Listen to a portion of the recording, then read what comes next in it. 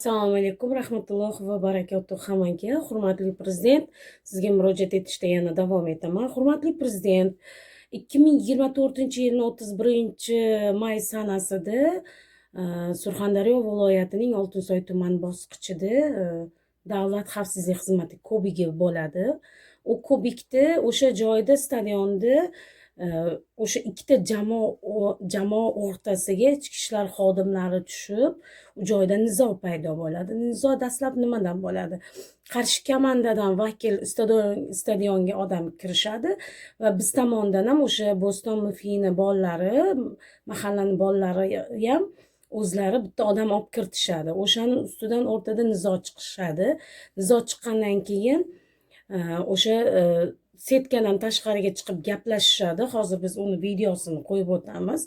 O'sha videosida hurmatli prezident, ichki ishlar xodimlari tomonidan elektroshotlar ishlatiladi.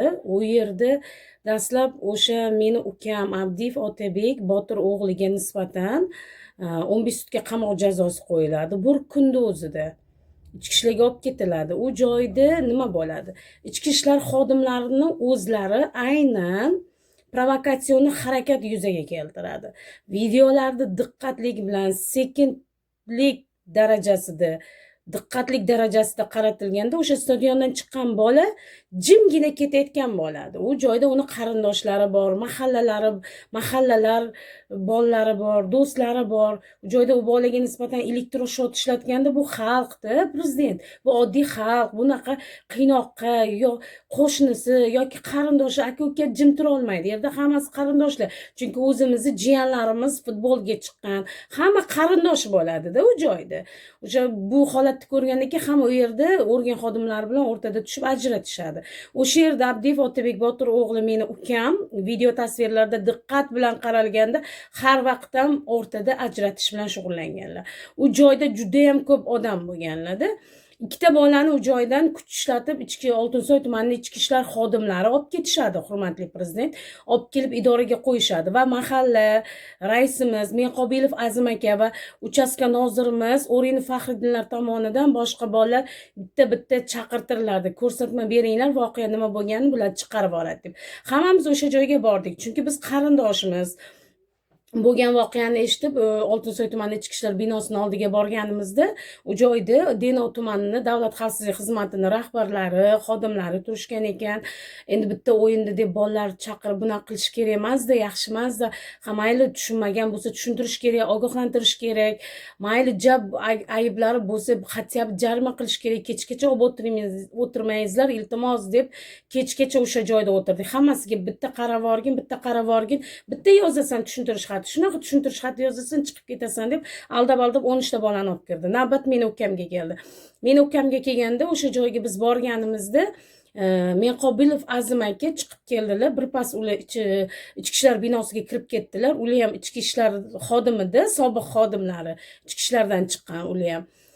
Kirib ketdilar. Kirib ketganlaridan keyin birpasdan keyin chiqib keldilar. Kirib turdilarda. Ular kirgandan keyin bir 10 minutlardan keyin bir 10 ta nima deydi, qidiruvni bolalari chiqib kelishdi. Endi atrofda rozki deyishdi hamma. Qidiruvni bolalari chiqib kelib, ukamga yuring dedi. Hech esimdan chiqmaydi. Muzaffar ismli o'sha qidiruvda ishlaydilar, adashmasam.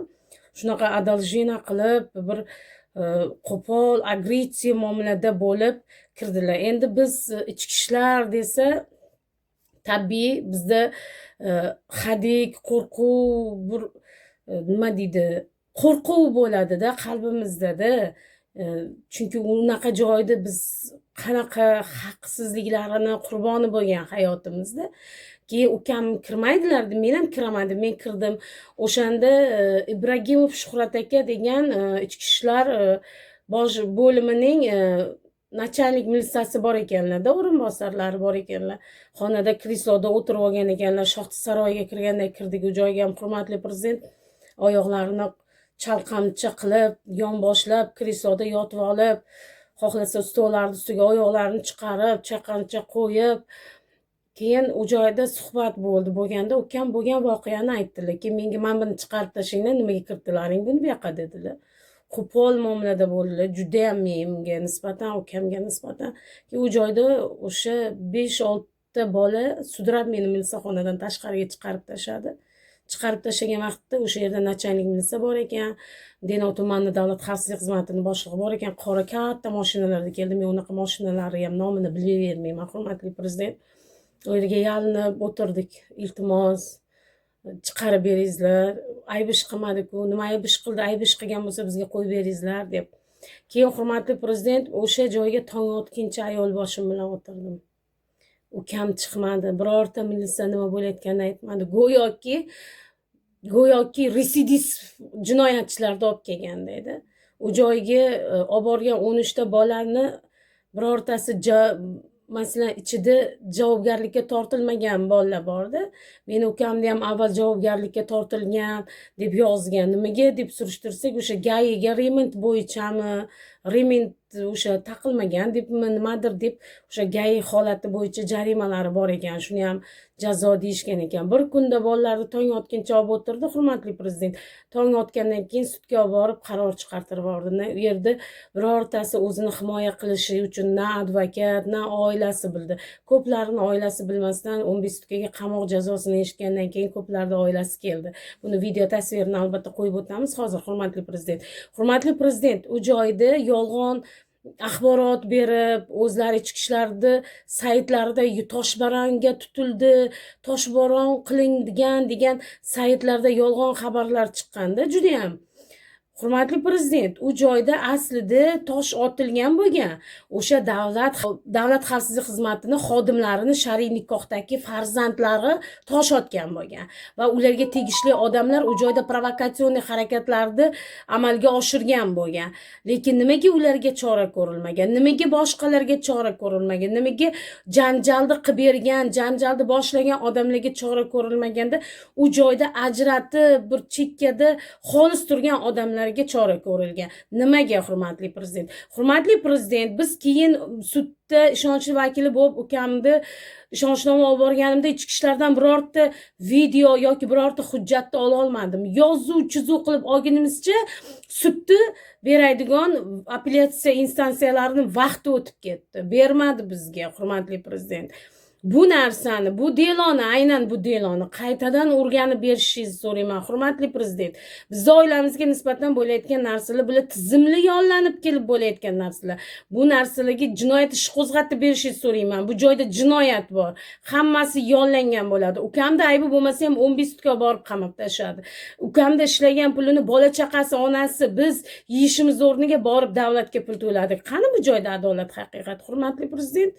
Video tasvirlarni ko'rsangiz, birontasi organ xodimiga qo'l ko'tarib yo organ xodimiga to'sqinlik qilgan joyi yo'q. Endi insonda, hurmatli prezident, ommani ichida kim kuch ishlatsa jim qarab tura oladi. Bu xalq deb qo'yibdi. Bu xalq yovuzlikka, qiynoqqa bir-biriga tomosha qilib o'tira olmaydi. U joyda hamma bir-biriga qarindosh urug'ida. Qarindosh bo'lgani uchun qarindoshini kimdir qiynasa, kim tomosha qilib o'tiradi, hurmatli prezident? Biz o'zbek xalqimiz, o'zbek millatmiz. Bizda qarindoshchilik, urug' aymoqchilik degan narsalar bor. Bizda mentalitet degan narsalar bor. Hali bulardan biz chiqib ketmadik.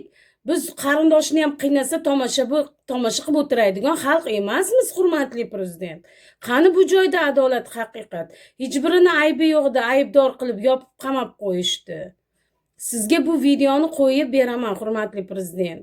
Sizdan adolat, haqiqat istaymiz, hurmatli prezident.